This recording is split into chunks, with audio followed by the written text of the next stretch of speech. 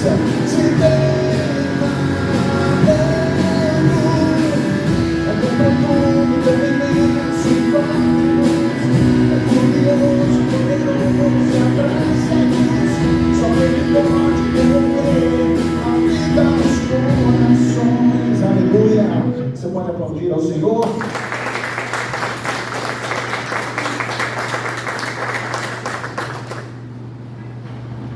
Graças a Deus. Tem som.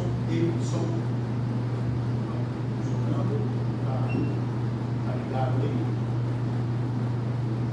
Tem som. Acho que fica melhor assim, né? Enfim. Tem alguns rostinhos que eu ainda não conheço, mas eu vou conhecer conforme o tempo for passando. Já vejo aqui o irmão Maximino, mais carinhosamente conhecido como Massu. A Mara esteve na quarta-feira. A Terezinha que eu conheci. Você veio com a família inteira, Terezinha? Deixa eu conhecer a família da Terezinha que eu vi que chegou aqui. Quem que é essa moça aqui?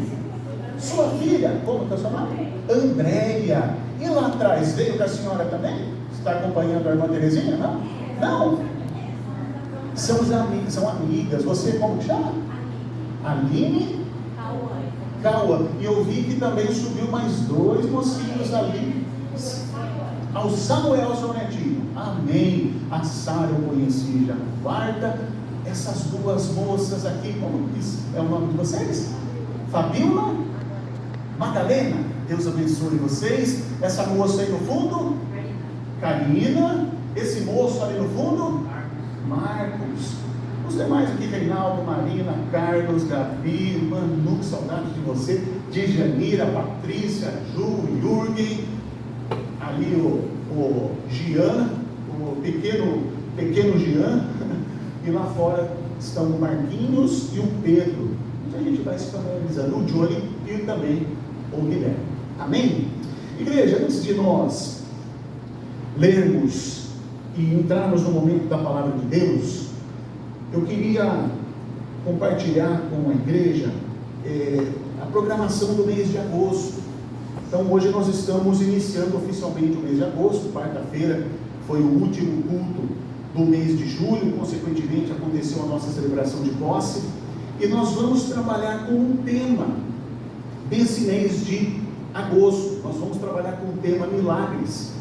Então nós vamos falar sobre milagres aos domingos e também nas quartas-feiras.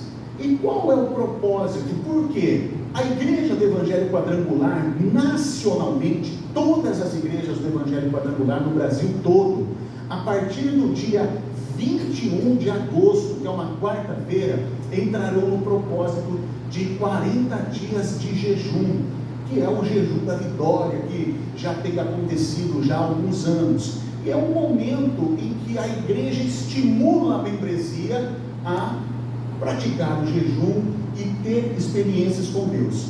Esse é o papel da igreja. A igreja tem que estar sempre estimulando o povo, porque se nós, é o que eu falei quarta-feira, se nós deixarmos o povo à vontade, eu falo por mim, quando a gente começa a perceber que está ganhando uns quilinhos a mais, aí a gente sempre começa com aquela desculpa.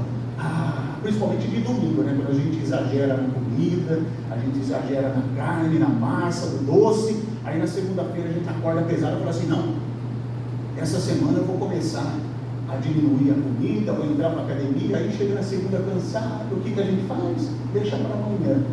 Então, se a gente não tiver alguém que estimule, dificilmente a gente consegue tomar essa iniciativa. Então a igreja do Evangelho Quadrangular, ela já tem feito isso já há 2, 3 anos, e consequentemente é um período em que nós ouvimos muitas pessoas contarem os seus milagres, as suas experiências de oração. E eu esqueci dessa moça aqui, olha, passou todo mundo, eu esqueci dela aqui, como que é seu nome? Ana. Olha, Ana, desculpa, Ana, eu fui passando todo mundo, aí eu lembrei aqui da Ana aqui. Enfim, a palavra diz que os últimos serão os primeiros, viu? Enfim, então dia 21 de agosto, quarta-feira, eu acho que na quarta eu já entrego para vocês o livretinho dos 40 dias de jejum e oração. Aí a gente orienta a igreja como nós vamos proceder durante esse período. Então vai ter todos os dias um devocional. É interessante, quem quiser depois anotar o meu número de telefone, se tiver fácil aí o meu número de telefone, que é o 19, se alguém depois quiser anotar, eu vou pedir para o Jean colocar na tela, porque daí você manda um oi e você fala, aqui é o fulano, ou aqui é a ciclana. Aí eu anoto e coloco na lista de transmissão, porque nesse período, e outra, eu também às vezes envio a programação da igreja e consequentemente, durante esse período de 40 dias de milagres, a gente compartilha com vocês o áudio desses devocionais que são disponibilizados para a gente. E olha só que interessante, começa no dia 21, que é uma quarta-feira, e ele vai terminar no dia 29 de setembro, num domingo. Só que a gente começa o mês de agosto falando sobre milagres, e quando a gente semeia, preste atenção, quando a gente semeia, depois de semear e esperar o tempo certo, qual é a consequência da semeadura? A colheita. Muito bem, a colheita. E o mês de setembro nós vamos falar sobre colheita. E como vai terminar no dia 29, em setembro nós vamos fazer uma conferência profética aqui, começando com o culto na quarta-feira e terminando no domingo. Isso em setembro, mas a gente vai falando com vocês, tá certo? Então hoje nós temos 2 cultos, lembrando que semana que vem Santa Ceia do Senhor, um culto muito importante, que nós trazemos à memória aquilo que nos dá esperança, que é a volta do nosso Senhor e Salvador Jesus Cristo. E hoje, neste primeiro domingo do tema milagre, eu convido você a abrir a palavra de Deus no Evangelho segundo João, no capítulo de número 6. Nós vamos ler os versículos de 1 a 13.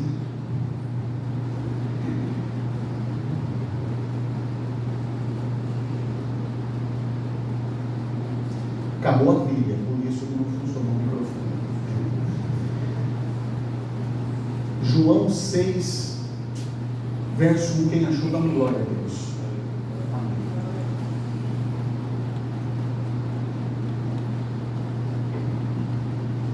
Pai, fala conosco nesta manhã, em nome de Jesus.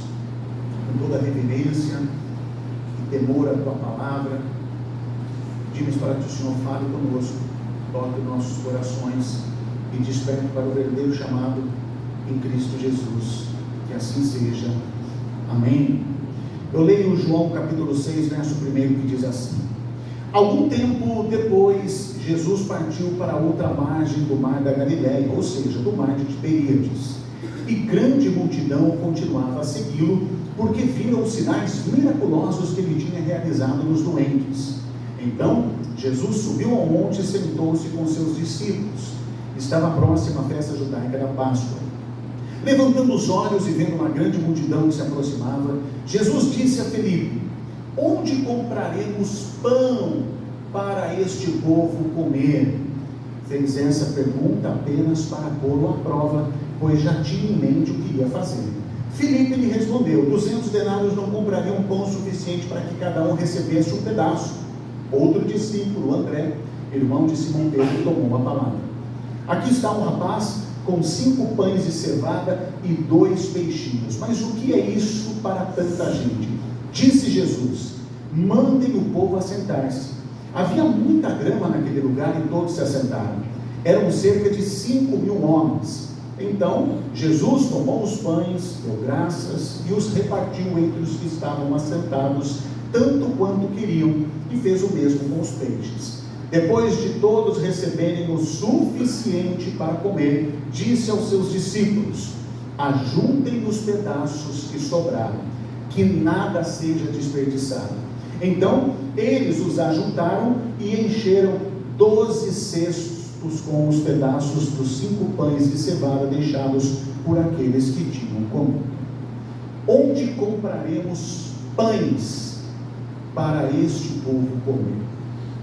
Essa é uma pergunta que Jesus ele faz a Filipe, mas apenas para colocá-lo em prova, porque o próprio texto diz que Jesus sabia o que ia fazer. A pergunta é: mas que prova é essa? Qual é essa prova que ele coloca a Filipe? Essa pergunta que Jesus faz a Filipe nos traz algumas possibilidades sobre o que Jesus queria fazer naquele momento. Agora, se coloque no lugar de Felipe e imagine que você é que está sendo testado pelo próprio Senhor Jesus. Será que você diria que essa pergunta de Jesus, que ele faz a Felipe, tendo você no lugar de Felipe, essa pergunta que Jesus faz, era referente ao cuidado dele com a multidão? Ou será que Jesus estava tentando tratar de outra coisa diante daquele cenário? Então, a Bíblia, ela diz que Jesus colocou Felipe à prova. E se nós recorrermos, Marcos e Patrícia, aos textos sagrados, a gente consegue fazer uma conexão com aquilo que aquela multidão esperava naquele momento. Então, qual era a esperança daquele povo naquele momento? No momento em que Jesus, ele começa a anunciar as boas novas do reino de Deus, por que ele atraía pessoas? Por que multidões o seguiam? Porque a esperança naquele momento era a esperança messiânica, era a espera do Messias, do Cristo, aquele que viria desbancar aquele trono tirano, déspota, arbitrário, violento, que era do Império Romano, e aquele povo estava sendo oprimido a cada dia que passava. Então a esperança era o quê? O Messias. Era essa esperança que fez com que aquela multidão de maioria israelita seguisse a Jesus. E qual o local onde eles estavam naquele momento? Eles estavam afastados, porque o texto antes vai dizer que Jesus, quando ele percebeu a multidão, ele se retirou, mas a multidão o seguiu. Eles vão para fora da cidade, a um lugar onde havia muita grama, muita relva naquele lugar, e onde aquelas pessoas, ao menos 15 mil pessoas, porque aqui falam sobre 5 mil homens, a palavra grega falando justamente sobre o homem, e não sobre pessoas. Então, se nós entendermos que ali havia mulheres e crianças, nós poderíamos dizer que aproximadamente de 15 a 20 mil pessoas que estavam naquele lugar, mas simbolicamente, aquele lugar representava o deserto. A palavra de Deus diz que Jesus queria se afastar da multidão. E quem é essa multidão? Essa multidão representa o povo de Deus. Jesus estava ao lado de 12 apóstolos, os seus 12 discípulos, a quem ele escolheu. E quem esses apóstolos representam? As 12 tribos de Israel. No Evangelho segundo Marcos está escrito que Jesus via aquelas ovelhas sem pastor, e naquele momento Jesus é o próprio Deus cuidando daquelas pessoas no deserto. Opa, parece que faz sentido para você algo? Aonde que Deus cuidou também do seu povo, se nós voltarmos às Sagradas Escrituras, quando Deus ainda estava se revelando ao seu povo, quando o povo israelita esteve no deserto, surge a pergunta a respeito de pão. O povo é liberto da escravidão de mais de 400 anos no Egito, e eles vão ao deserto rumo à terra prometida. E o Antigo Testamento diz que quando o povo saiu do Egito, peregrinou por 40 anos no deserto sob a liderança de Moisés.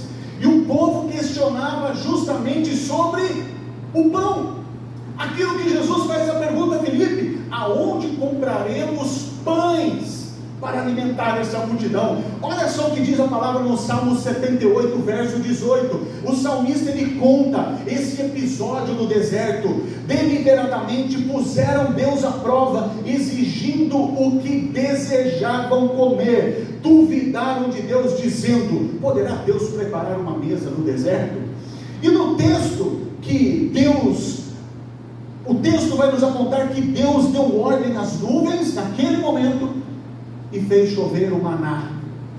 Deus deu um pão que caiu do céu, o pão vindo dos céus.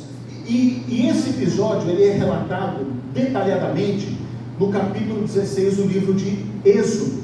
E o povo, quando estava no deserto, o que o povo fazia? Murmurava que no Egito eles comiam pão, mas que agora Moisés o conduziu ao deserto para eles morrerem de fome. Então, naquele contexto, o povo põe Deus à prova, e Deus faz com que o povo seja aprovado. Quem é razoável nessa situação? E isso acontece com Jesus e Filipe em meio à multidão. Então, Jesus coloca os discípulos à prova a respeito do pão. E qual é a fonte de acesso ao pão? Quais são os caminhos em que podemos ter o pão? Como e onde consegui-lo? Como o pão é colocado em nossa mesa? E isso nos traz uma reflexão nos dias de hoje.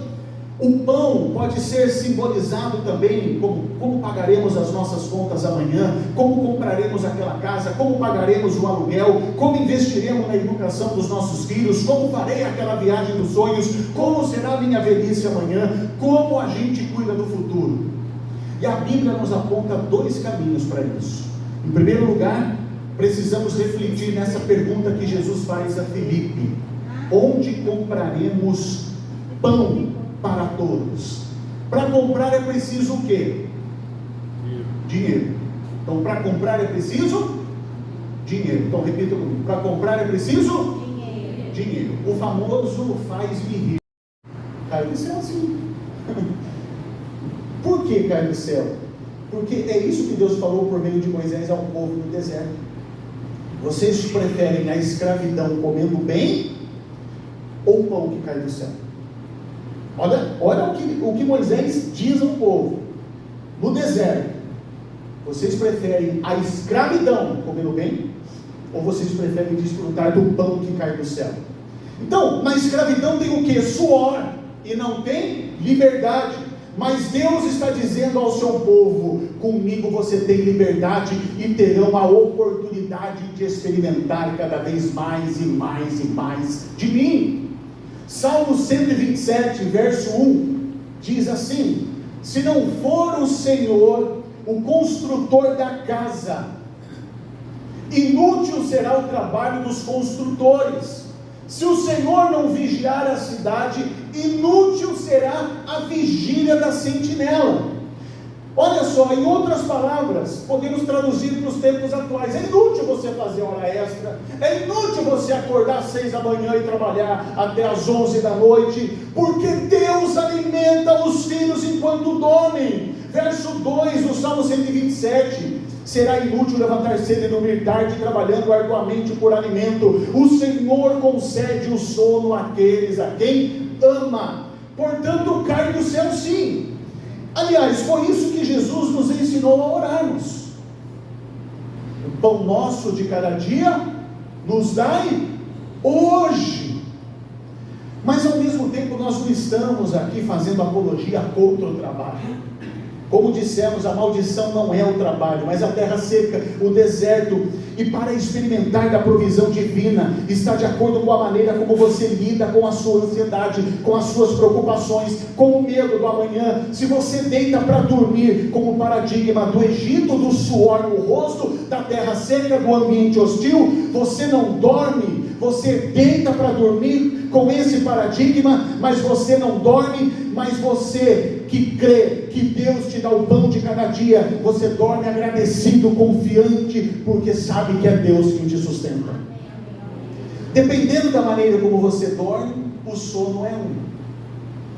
Ou você não tem sono nenhum, mas tem síndrome do pânico, tem depressão, tem tristeza crônica, tem irritação, tem queda na produtividade. Provérbios 10, verso 22, vai dizer que as bênçãos do Senhor enriquecem e não acrescentam dores. Ou na NVI, a bênção do Senhor traz riqueza e não inclui dor alguma. Tem muita gente que tem dinheiro, mas com aflição, trabalha, ganha, mas tem medo de perder, vive assustado com medo de que um dia vai lhe faltar. Tem gente que inclusive parece profetizar o dia da escassez. Eu tenho que guardar dinheiro porque eu não sei o dia de amanhã. Eu preciso fazer uma poupança. Parece que a pessoa está chamando a escassez. Vem escassez, vem porque eu tenho poupança. Não! Quando você entende que o pão cai do céu, é porque é Deus que nos abençoa. Porque você daí não vai dormir preocupado, porque você confia naquele que te proveu o oxigênio para te manter vivo, para te fazer ficar de pé, porque você confia nas suas palavras que dizem: não andeis ansiosos com o que vestir ou o que comer no dia de amanhã, porque assim como as aves que estão nos céus, Deus as alimenta. Assim como os lírios do campo, que vestem com todo o esplendor, com toda a majestade, assim o Deus fará conosco, que somos a sua imagem e a sua semelhança. Voltando à pergunta que Jesus faz a Filipe, é mais ou menos assim: e aí, Filipe, Vamos resolver o problema da fome no modelo do maná, do pão que cai do céu? Ou vamos mandar o povo embora e cada um corra atrás do seu? É mais ou menos isso que Jesus está falando. Jesus está mostrando que o modelo econômico que a gente vive, mercado, mercadoria, compra, vende, disputa, aumenta, diminui custo, esse modelo que favorece acúmulos é o modelo da escravidão, da confiança na força do seu braço, naquilo que você pode fazer com os recursos que tem. Agora você que já teve experiências com Deus, que sabe o que eu estou falando, desse pão que cai do céu. Quem aqui nunca comprou algo sem ter um tostão? Quem aqui não consegue testemunhar pelo menos uma bênção que Deus lhe deu, sem você ter condições? Talvez a casa que você mora, o carro que você anda, o alimento que você põe na sua mesa, viagens que talvez você fez. Às vezes você não tem recursos, mas quando Deus quer, Ele manda trazer. Assim como Ele alimentou os profetas, assim como Deus, Ele envia uma palavra certa naquele momento. Deus levanta pessoas que não tem nada a ver com você, que não tem nada a ver com a sua crença, mas Deus abençoa a todo momento. Eu gosto de uma historinha, de uma senhorinha, já de idade, mas imagine aquela crente raiz mesmo. E o marido dela faleceu, e ela, coitada, não conseguiu se aposentar, estava ali esperando o processo de pensão, e daqui a pouco ela abre a despensa da sua cozinha, ela vê uma latinha de sardinha, de atum. Ela pega aquela latinha de atum e fala assim, bem alto: Senhor, graças te dou, porque essa é a última refeição que eu tenho, mas eu te louvo porque o Senhor não vai me desamparar. E ligou o louvor ali, e começou a adorar, e agradeceu, e comeu.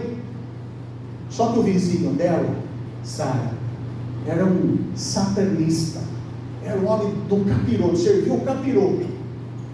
E na hora que ele ouvia a irmã louvando e agradecendo a Deus, ele debochava: eu não aguento mais essa daí, louvando esse Deus dela.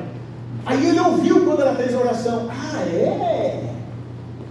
Agora esse homem chamou ali os seus aliados e falou assim: ó, está ouvindo o que essa senhorinha falou? Eu vou mostrar para ela que o meu Deus agora vai suprir a necessidade dela. Falou para o servo dele, abriu a carteira, pegou o cartão dele, falou assim: vai lá no Pão de Açúcar, porque lá é lugar de gente feliz. Não vai no Delta, não vai no Sagrado, vai no Pão de Açúcar, porque lá é lugar de gente feliz. Você vai comprar tudo do bom e do melhor. Eu quero que você encha 3 carrinhos de mercado, para ela comer pro resto do ano. E os servos dele foram lá no Pão de Açúcar, comprar tudo do bom e do melhor. Daqui a pouco ele falou assim: agora eu vou entregar, eu vou mostrar quem mandou. Daqui a pouco ele colocou ali os carrinhos de mercado na frente da casa da senhora, tocou a campainha e se escondeu.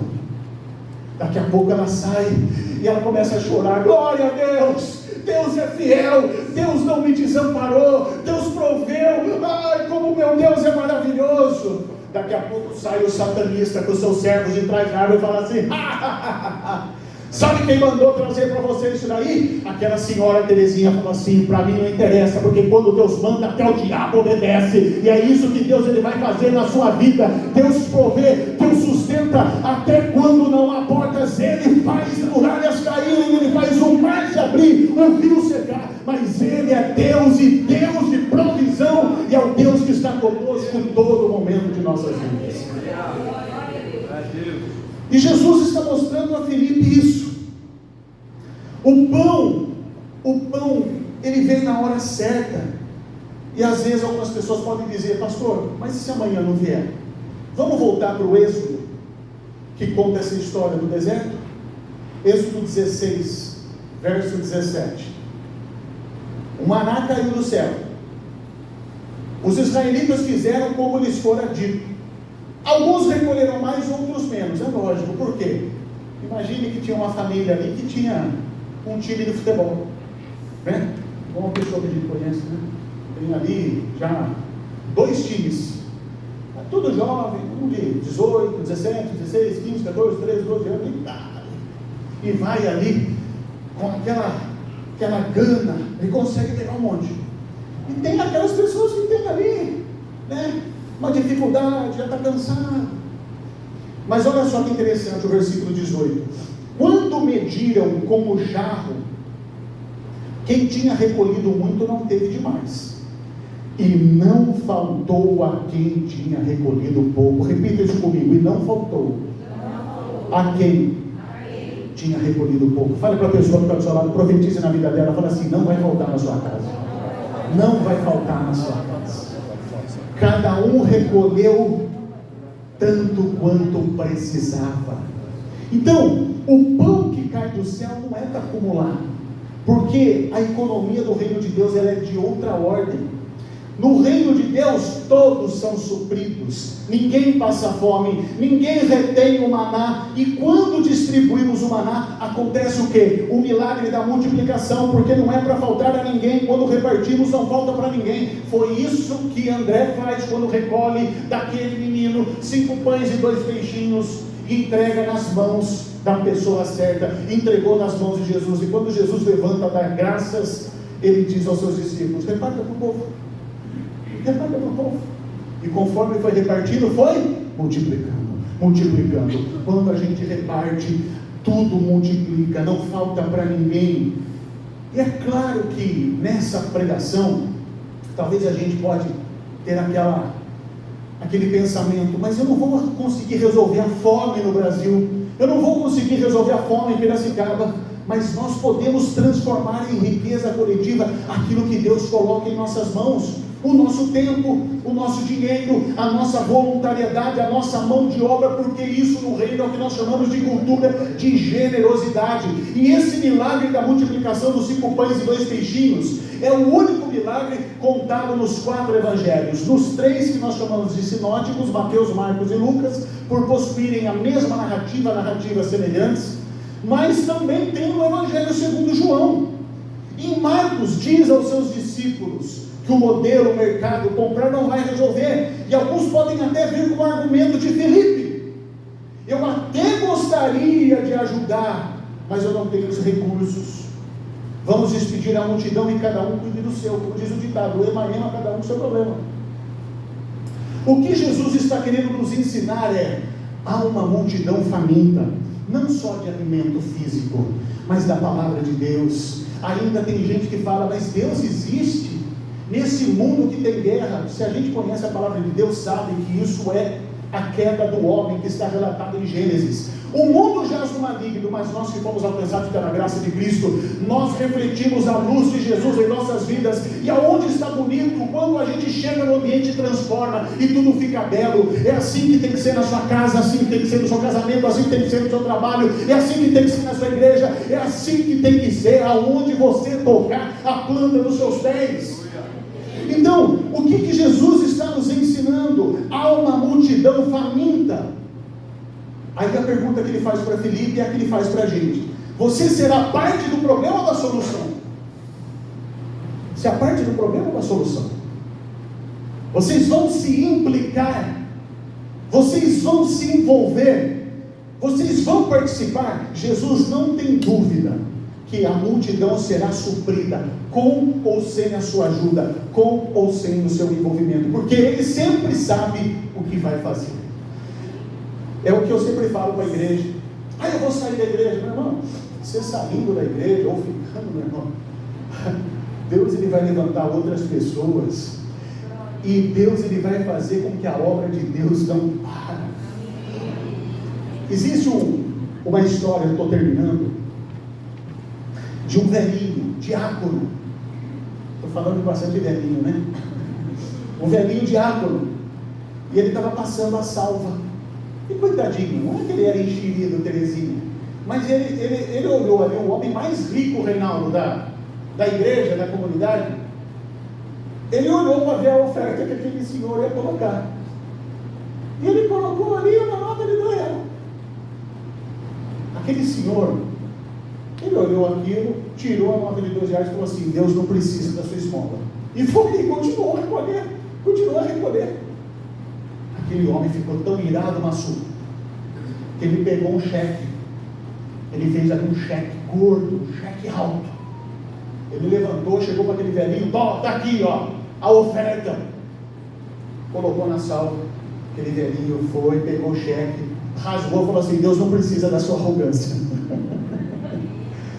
Tem que ter implicação, tem que ter envolvimento. Então, para terminar, qual é a questão que Jesus está falando? Quem vai e quem não vai participar? Felipe, foi testado, foi colocado à prova. Mas você está comigo? Ou você está com esses denários que você tem aí no bolso? Você está confiando no que eu vou fazer? Ou você está confiando no seu recurso? Eu não vou conseguir pagar a conta de amanhã, meu filho. Você fez tudo certinho? Você mantém ali uma vida financeira equilibrada? Você não gasta mais do que ganha? Mas a gente sabe que no Brasil, o brasileiro ele é sobrevivente, né? Principalmente quem não é assalariado. Eu também não sou assalariado, eu tenho meu restaurante, então eu dependo de vender comida. E às vezes a gente tem umas contas altas ali de segunda-feira, mas todos os dias eu nunca reclamo, eu durmo tranquilo, às vezes até reclama: nossa, você roncou cedo hoje, hein? Porque às vezes eu fico roncando, mas eu durmo tão tranquilo, Ju, porque eu acordo e a primeira coisa que eu falo: Senhor, eu te louvo por eu estar respirando, eu te louvo por estar de pé. Quando eu saio de casa, eu estou indo para o meu trabalho, eu falo assim: Senhor, eu te louvo por ter a oportunidade de estar pegando o meu pão. Eu sei que o Senhor, às vezes tem dia que Ele dá além do que eu preciso, mas tem dia que Ele dá ali exatamente o que eu preciso, e Ele não me envergonha. Isso é confiar no Deus que nós servimos. Para terminar, isso, pode aplaudir.